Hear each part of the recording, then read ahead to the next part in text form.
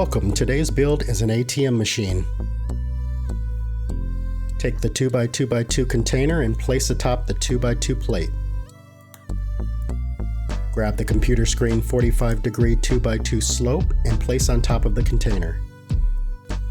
Next, take the 1x2 brick with side studs and attach a 100 bill pattern 1x2 tile to the front. Now place that on top of the computer screen. Let's attach our container door.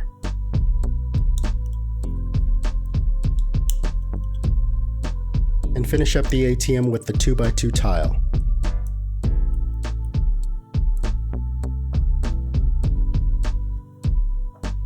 And how cool is that? Fast and easy. Thanks for joining, and I wish you much prosperity.